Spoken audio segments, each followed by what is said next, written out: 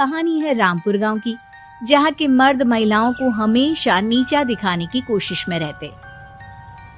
अरे अभी तक खाना नहीं आया, क्या मुझे एक और शादी करने की जरूरत है? नहीं जी नहीं, ऐसा मत करना, वरना मैं कहाँ जाऊंगी। खाना लेकर मैं अभी आई जी। गांव की पंचायत में भी फैसले हमेशा औरतों के खिलाफ ही रहते। मैं जो फैसला सुनाता हूँ वो भगवान की आज्ञा होती है। इस लड़के ने अपने मन से शादी करके अच्छा नहीं किया। लड़के को घर भेज दो और इसकी शादी इसकी जाति की किसी लड़के से करवा दो, लेकिन ये लड़के, इसे तो गांव के बाहर निकाल दो। नहीं नहीं जमींदार साहब, ये क्या बोल रहे हैं? ऐसा नहीं हो सकता। मेरी बेटी मासूम है, इसे अच्छे बुरे की समझ नहीं है। अरे कहाँ जाएगी ये बेचारी? कहाँ जाएगी? इतनी चिंता है तो पूरे परिवार का गांव निकाला कर देते हैं।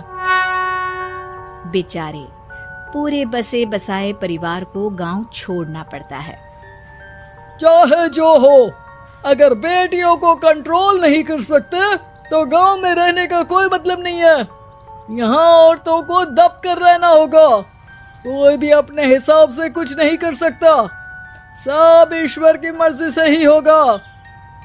तभी गांव का एक आदमी दौड़ा दौड़ा आता है।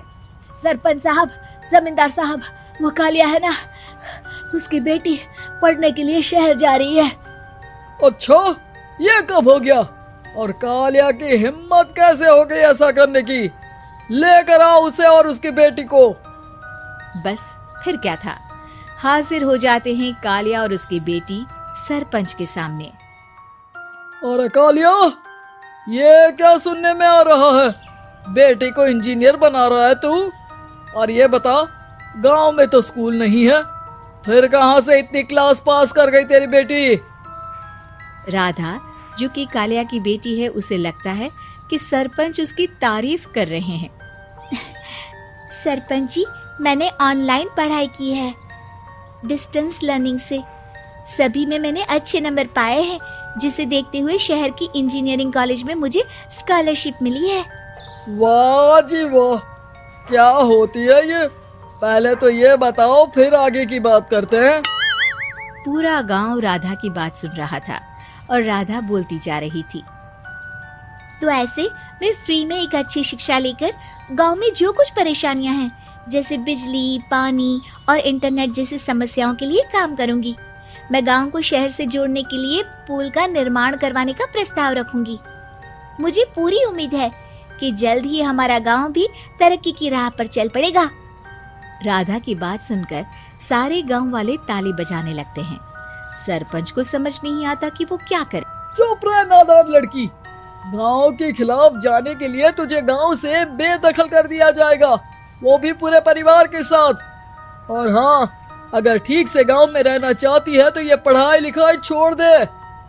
हम तेरे लिए गांव का कोई होनहार लड़का देखेंगे। तभी गांव का एक आदमी बोल पड़ता है। अरे नहीं नहीं सरपंच जी, राधा बिटिया जो बता रही है, अगर वैसा हो जाए तो हम लोगों को पैसा कमाने के लिए बाहर नहीं जाना पड़ेगा। हाँ जी, और ना ही कोसों दूर पानी के लिए भटकना पड़ेगा। हमारे बच्चे भी अच्छी पढ़ाई कर सकेंगे और आगे बढ़ेंगे, ना कि हमारी तरह खेती करते बैठेंगे। क्यों गांव वालों, राधा बिटिया का साथ देना चाहिए ना। सरपंच देखता है कि गांव राधा के साथ है तो वो चुप हो जाता है। वो घर आकर अपने सलाहकार से बात करता है, जो बहुत ही चालाक किस्म का इंसान होता है। अरे सरपंच साहब, आपको बहुत ही होशियारी से काम लेना पड़ेगा। एक बार गांव तरक्की कर गया, यहाँ के बालक पढ़ लिए तो कोई ना पूछेगा आपको। और फिर ये जो बेटा और बेटी है ना आपके, इनको भी आम लोगों की तरह ही जीवन जीना होगा। हाँ, लेकिन करे तो क्या करे? वो ना आप मुझ पर छोड़ दीजिए, बस मैं जैसा बोलूं करते जाइए। अगले रोज सुबह जब गांव वाले सोकर उठते हैं तो राधा के घर के बाहर और साथ ही वो लोग जिन्होंने राधा का सपोर्ट किया था, उनके घर के आगे लाल रंग से कल आऊंगी लिखा होता है। कल आऊंगी, यह क्या होता है? अरे यह तो खून से लिखा है, लगता है कोई भूत प्रेत या चुड़ैल का साया है। चलो सरपंच जी के पास चलते हैं। सभी सरपंच के पास जाकर उसे सारी बात बताते हैं।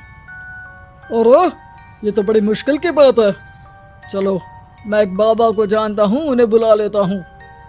सरपंच बाबा को लेकर गांव के घर के बाहर जाता है।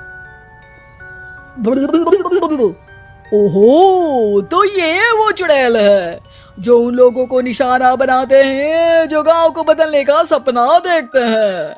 वो गांव को ऐसे ही संपन्न देखना चाहती है, वो नहीं चाहती कि कोई बाहरी यहाँ का कायाकल्प करे।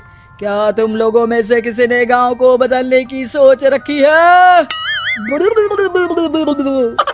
तभी राधा की माँ रोते रोते आती है। मेरी राधा घर से गायब हो गई है। अरे कोई तो बचाओ, मेरी बच्ची कहाँ गई?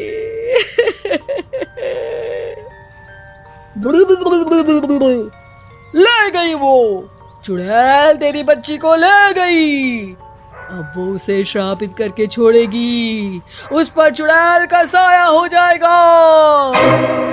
तभी बुरी सी हालत में राधा भी वहां आ जाती है। उसके बाल चुड़ैल की तरह फैले होते हैं और कपड़ों में खून लगा होता है। सभी राधा को देखकर डर जाते हैं। माँ, पता नहीं मुझे कौन उठा कर ले गया था। अरे दूर दूर हो जा चुड़ैल, अब हम लोग इस गांव में नहीं रुकेंगे। अरे कैसे बातें कर रहे हैं आप? कल तो आप मेरे भरोसे गांव का हुलिया बदलने, अपने बच्चों को पढ़ाने और तरक्की उन्नति की बात कर रहे थे, तो आज क्या हो गया आपको? ये फिर तुम लोगों को बहकाएगी।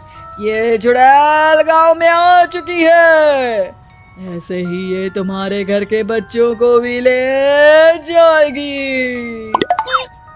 गांव वाले राधा को गांव से बाहर निकाल देते हैं।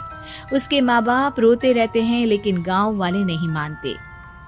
मैं भी अपनी बहन के साथ गांव के बाहर रहूंगा, लेकिन वो पढ़ाई नहीं छोड़ेगी। वहीं सरपंच के घर पर सलाहकार कहता है। देखा, सांप भी मर गया और लाठी भी नहीं टूटी। लेकिन अगले ही दिन सरपंच के घर के बाहर भी वही शब्द लिखे होते हैं। और फिर सरपंच की बीवी कहती है, हमारी बेटी को किसी ने अगवा कर लिया है। तभी राधा का भाई वहां आ जाता है। अरे गांव वालों, मैंने सरपंच जी की बेटी को देखा था। वो चुड़ैल उसे उठाकर ले जा रही थी। अरे क्या मजाक कर रहे हो? नहीं नहीं सरपंच जी, आप नहीं जानते।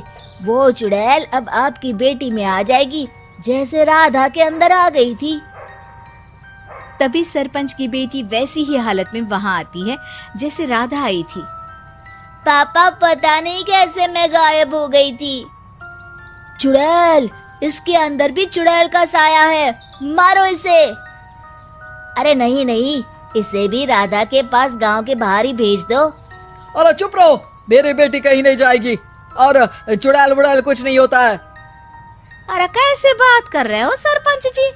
आप तो बोल रहे थे कि आपका फैसला भगवान का ज्ञान होता है, तो अपने पर बात आई तो अब आप ऐसे बोल रहे हैं। अरे ना ना ना, आपको अपनी बेटी को त्यागना ही होगा। अरे बुलाओ बाबा को। राधा का भाई बाबा को ले आता है, जिसे अब गांव वालों के डर के कारण सच बोलना पड़ता है। मैं कोई बाबा नहीं हूँ, मैं तो मोची था। ये सलाहकार महोदय ने मुझे कहा था एक्टिंग करने को। अब वो मुझे पैसे देने वाले हैं। अब मुझे माफ कर दो। गलती हो गई, मुझे माफ कर दो। तभी वहां राधा आ जाती है। देखा सरपंच जी, जब गांव के बच्चे साक्षर होंगे तो आप जैसे लोगों की चालाकी नहीं चलेगी।